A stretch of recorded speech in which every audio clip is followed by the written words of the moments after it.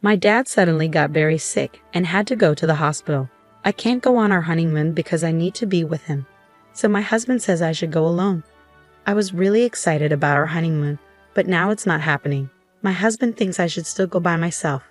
But who goes on a honeymoon alone? Then something unexpected happened. My father-in-law, who was supposed to be in the hospital, appeared in front of me. "Why are you here, father-in-law?" "My name is Sarah. I've been with Mark for 5 years, and he finally asked me to marry him this summer." Looking back, those 5 years felt like a long time.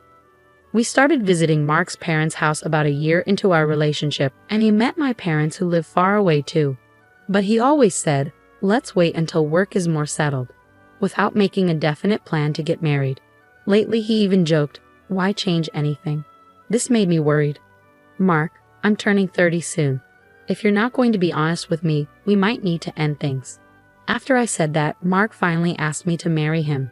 We were close to each other's families and had already talked about everything, from our wedding plans to our honeymoon destination. All that was left was to make those plans happen. We decided to have a small wedding with just our closest friends and family. The only thing left was our honeymoon. Mark planned to spend the day at his parents' house to spend time with them. I had dinner with my parents, who came from out of town, and then went home alone. I packed our bags for the honeymoon and sent Mark a text before bed. "Mark, you did great today. I'm all set for our honeymoon tomorrow.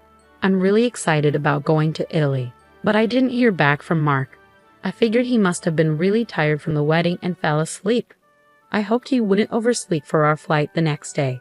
Feeling a bit worried, I eventually fell asleep. The next morning, I got a call from Mark. "Sarah, something really bad happened," Mark said quickly as soon as I answered the phone.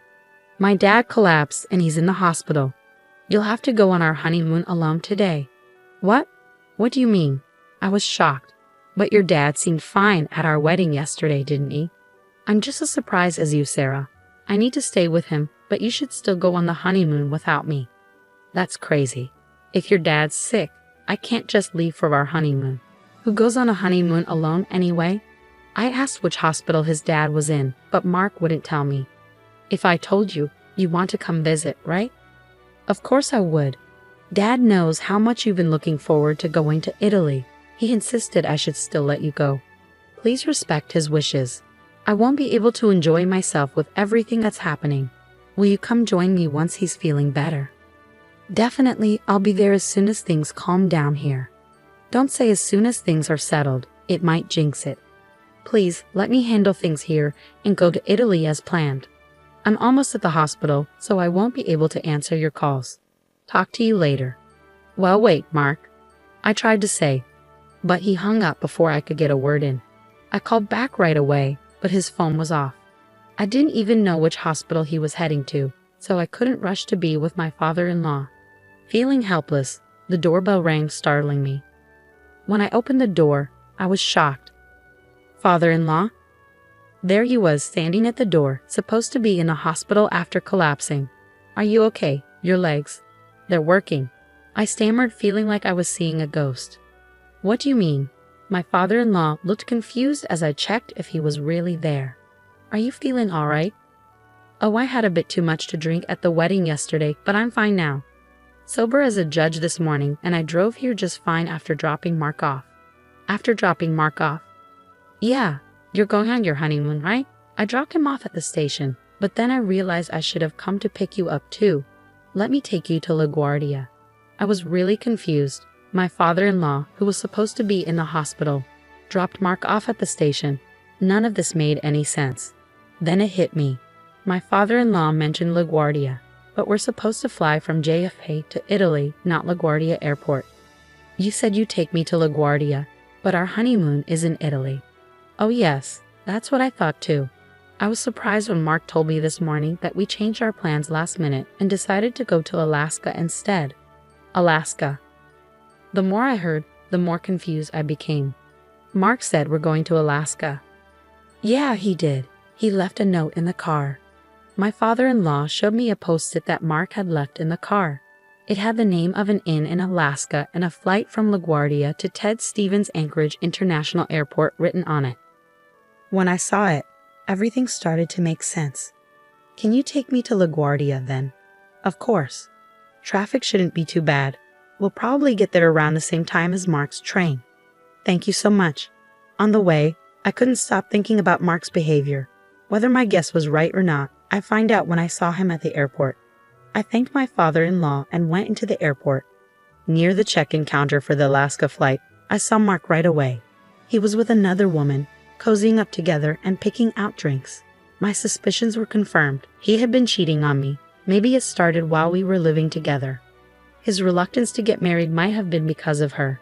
And now, not only was he having an affair, but he was also going on a trip with her on the day of our honeymoon. I stood boldly in front of him. Mark, holding drinks and about to leave the store, saw me and looked shocked. Sarah, what are you doing here? Same question to you. Why are you, who should have been at the hospital with your dad, here? I just came to buy some stuff. Stuff? Did you really come all the way to LaGuardia just to buy drinks? Yeah, Dad wanted some specific airport water. That's funny you say that because I was just with your father. Huh? Your dad came to pick me up in his car. He seemed perfectly fine, which was a big surprise. Oh right, after we talked, he suddenly felt better. He's always been resilient. Mark was sticking to his story. Amidst my shock, I couldn't help but think, what excuse will he come up with next? So who's this woman? Where were you two planning to go? Well, oh right, she's the nurse who looked after Dad. We're going to check out a rehab center for him in Alaska. Your excuses are painful to hear. I was speechless and sighed in disbelief. Enough. Your lies are giving me a headache. It's not a lie, she's really my dad's. Mark's words were interrupted by a voice from behind. My what? I turned around and saw my father-in-law standing there. I thought you went home, I said. I had a feeling something wasn't right, Sarah, so I parked the car and followed you. Looks like I was right. Seeing his dad there, Mark knew his lies weren't going to work. He looked nervous. My father-in-law asked sternly, Who is this woman? Well. Before Mark could say anything, the woman spoke up. I'm Amy, Mark's girlfriend. Mark quickly covered her mouth. What are you saying? You need to be honest, Mark. You don't love your wife. Just divorce her already, she said boldly. What? No, just be quiet, Mark exclaimed. Why should I listen to you? You promised to leave your wife for me. That's why you chose me over her today, right? Amy accused. That's because you threatened me. You said, if you don't come to Alaska with me today, I'll tell everyone about us. Mark defended himself. I see, so you were having an affair with her? I said coldly. Amy glared at me and snapped back. It's not an affair. Mark and I are serious about each other. He never wanted to marry you. At that point, I didn't even want to argue anymore. Fine, do whatever you want. Leaving Mark and Amy behind, my father-in-law and I left the airport. It was 5 days later when Mark came back home. The doorbell rang, and I talked to him through the intercom. Sarah, can you open the door? I can't unlock it. Oh, I changed the locks. You changed them? Why would you do that without telling me? I don't want someone I don't know having a spare key to our home. Someone I don't know? Are you talking about me? Who else would I be talking about? I've got the divorce papers ready, so just sign them. Wait, let me in first. We can talk about this. I kept the door chain on and passed the divorce papers through the crack. There's nothing to talk about. Once you sign these papers, can you leave right away? Don't be so angry. I've decided to end things with Amy. Huh? What do you mean? She's awful. I only agreed to go to Alaska because she threatened to tell everyone about us. But the trip was terrible. She complained the whole time about the inn and the weather. I told her I won't divorce you. Please break up with me. I don't care if you break up with that girl or not. The only option for me is a divorce, even if you don't agree. Don't say that. Are you mad because we didn't go to Italy? It's too late now, but do you want to go? Are you serious? How can you even suggest that? I was wrong to think I could reason with you. A man who cancels our honeymoon to go on a trip with his mistress isn't reasonable. Sign the divorce papers now and also sign this. I handed him another document through the crack. What's this? He asked. It's a payment agreement for alimony and the cancellation fee for our honeymoon. I had a lawyer prepare it while you were away. I'm saying I don't want a divorce. You're the one who wants it, so why do I have to pay alimony? I want to try again. You can't ignore the consequences of cheating. Infidelity means alimony. and the decision to start over isn't yours, considering you cheated. What about this cancellation fee? We don't get a refund for canceling our trip last minute. Since you caused it, you should pay. I told you to go alone. Not going was your choice. How could I go alone on our honeymoon? And you lied about your dad being sick to cover up your affair. I couldn't go in that situation.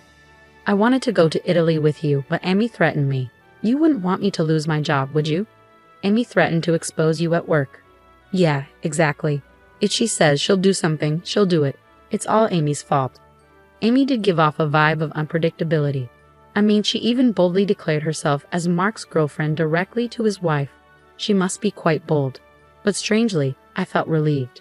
With someone like Amy in the picture, Mark's actions would eventually catch up with him, even without my interference. All I needed now was to get him to sign those divorce papers. Pretending to be concerned, I asked, "Hey, are you sure it's safe for you to be here?" "What do you mean? You ended things with Amy, right? Isn't she angry?" "Of course she's angry, but I'm done with her." "Well, maybe you're fine, but what about Amy? Knowing her, she might show up at your office and cause trouble." "True, that would be a disaster. I need to go to the office and handle this. Sarah, could you pass me my company key card?" "This one." I pulled out Mark's company key card and showed it to him. "Yeah, that's it." I quickly moved away from the door as Mark reached for the card through the gap. "I'll give you the key card if you sign the divorce papers and the payment agreement first." "But, have you made up your mind? You better decide quickly. Amy might get to your office before you." "All right." Mark reluctantly signed the documents and passed them through the door gap. "There, is that enough? Now give me the key card." I handed him the key card, and Mark hurried off to the office. I went to the courthouse to submit the divorce papers and gave the signed payment agreement to my lawyer. It was a relief to have the financial matters settled. The next day, Mark called me in a panic. "Hello? Sarah. What do you want? We're legally strangers now. There's nothing to talk about." "Wait, please don't hang up," Mark pleaded desperately. Curious about what happened, I decided to hear him out. "So what is it?" "I was called into a meeting by the board when I got to the office today. Everyone knows about my affair, even though I tried to get ahead of Amy. Isn't that strange?" "Oh, I told them." "You told the board?" "Yeah, I felt bad because they came to our wedding. But we divorced so quickly. Since you were busy with Amy, I thought I should explain why we split up." "Just the board? You told everyone at my office?" "Yeah.